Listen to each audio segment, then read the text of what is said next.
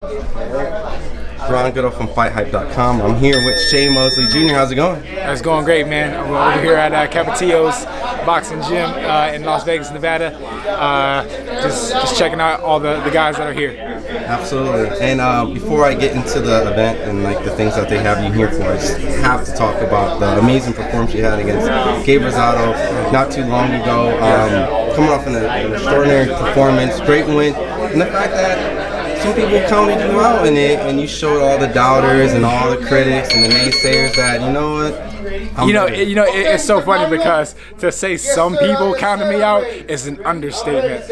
Everybody counted me out. You know what I mean? Like, other than the people that know me personally, like everybody counted me out. Like nobody expected me to win. I think the poll was like high 80% of people thought that I was gonna get knocked out. And you know what I mean? That type of thing was like, yes. I was like, absolutely yes. Like that's the type of thing that you want, because you surprise the hell out of everybody, and it, you know what I mean, not to say it wasn't great, but it looks better than if people thought that you were going to win, right? So for me, it was just a really cool experience, and I gained a lot of experience in that ring, and like I'm just grateful to him, his team, to my team, everybody that was involved with that. I'm just so grateful for that experience, because you know what I mean, people are talking about me in a serious way now. And going into that fight, obviously you take every fight serious, and you've been in the ring with a lot of tremendous people, and you've had decisions that didn't go in your way when many people thought otherwise. But in this particular fight, was there a chip on your shoulder? Did you feel like you approached this a little differently because, you know, you had that extra? Well, I definitely feel like I approached it different, but not in the aspect of like anybody else. It was more so me, and I knew that a focused Mosley Jr. is a dangerous Mosley Jr. And so that's what I had to do. I had to stay focused. I had, you know, I mean, if I was honest with myself, I look back at some of my old fights and I lose focus. That was kind of a common thing. You know, even people that know me were like, you look great in rounds, and then the same round you'll look, you know, average. And it's like, how does that happen? And it's like, okay, it's because you're not focused. You allow what happens in the ring affect you, right? And if you stay focused, then you're going to be dangerous throughout. And I think that that's really the way that I did it, right? I stayed focused. No matter what was said, no matter what he did, no matter what happened, I stayed focused.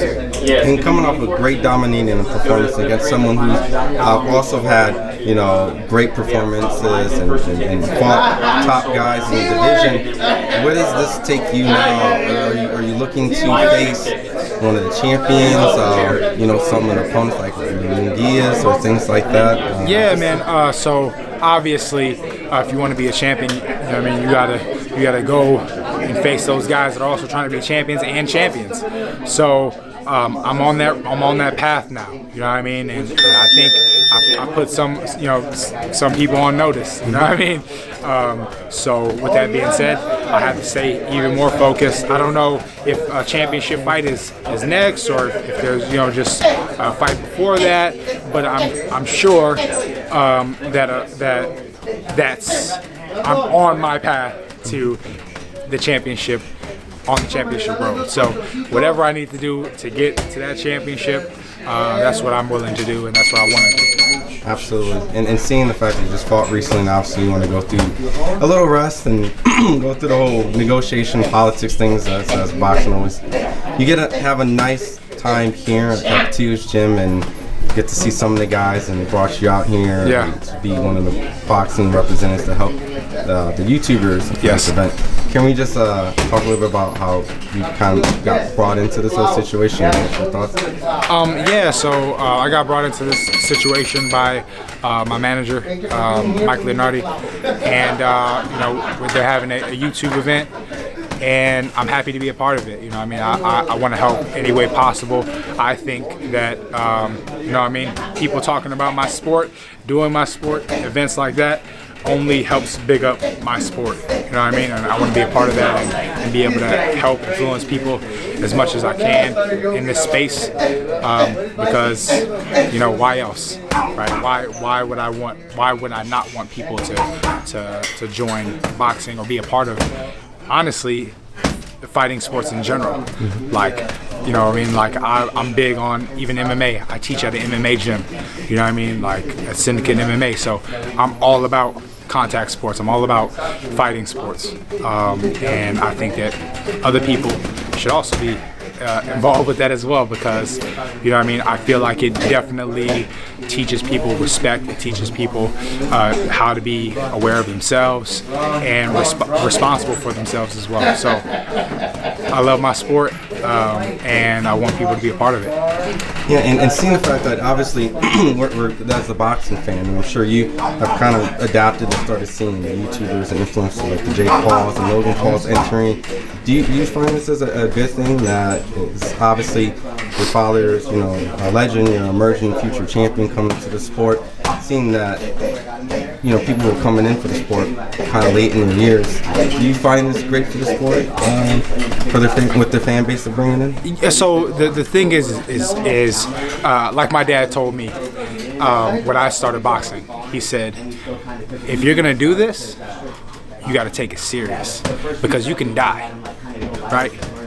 And it's like, as long as they're doing that, as long as when they're doing this, they're taking it serious and understand the consequences in which that could happen to them, you know what I mean? Irreversible damage can happen, right? So that's why you have to respect it. So if you understand the danger and the damage, and you do the work, and you put in all of the effort and time, why wouldn't I respect you? Like Jake Paul, for instance. He's a fighter. He's not a YouTuber. He's not a YouTube fighter. He's a professional fighter. He just knocked out probably one of the best welterweights ever. You could say whatever you want to say about that. He's an MMA guy, or he's small, whatever the case is. He knocked out a legend. And no, it wasn't fake. Nobody gets knocked out like that just for fun, right? So if he's able to do that, he's a real fighter. So with that being said, he's a real fighter. He puts in the effort, he puts in the time, he puts in the work, and you got to respect that. Never, whatever you want to say about him, that has nothing to do with the reflection of what he does and what he puts in, and that is to be respected, right? I mean, people used to say a whole lot of shit about Floyd Mayweather, but guess what? When he gets in that ring, and the lights come on, the show starts, he's phenomenal because he puts in the work. And as long as you do that, you have to respect it. You have to. And I don't think a lot of people know the lineage of the Mosleys also helped the Pauls, and just kind of seeing prior to where he's at, he wouldn't have been there without the Mosley style, right? Yeah, it's so funny because like when my dad watched the knockout of Tyron Woodley, he was like, "That's my move." He's like, "That's my move." And he was like, when you look up at the odds and you look down and go up, I was like, Pop, I know, but like, I mean, I'm not sure he's gonna give you give you the props for that. Like, oh, I learned that from Mosley, but I mean, like, I know where he got that from, because I mean, that's my dad's, like, one of my dad's, like, staple moves. Like, that's his thing. He likes to go here and then look down and go boom, go up. So, it is what it is. People who know, you know what I mean, and that's all that really matters. And then, of course, I just have to ask before I let you go, because just having your great breakdowns always helped the sport of boxing fans. Spence just came off a tremendous performance against Ugas. I'm sure you've seen Ugas from massage gyms and Vegas area. Now, everyone's saying Spence, Crawford. Absolutely. That's what it should be. Why not? They should have been. I mean, honestly, we would have liked to see them a long time ago.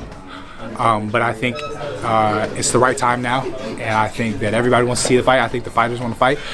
Obviously they got to get the money correct, but I think that we're in for a great fight. When it happens, we're in for a great fight. I would say this is probably the closest to 50-50 you can get. Really? This is the closest to 50-50 that you can get. Like Leonard Hearns? Yeah, man. This is definitely Leonard Hearns. You know what I mean? This is a 50-50 fight. I mean, it's just whoever has the best night that day. and they both have proven themselves time and time again that when the lights come on, when the show starts, that they're at their best. So explosions, man! I can't wait. I want to see that fight badly. Do you think a knockout happens, or you think it's going to be like 100%? Really? I think somebody definitely gets knocked out. Wow. Definitely, without a doubt, somebody gets knocked out because they both, as you can see, are willing to go for it, like put it all out there.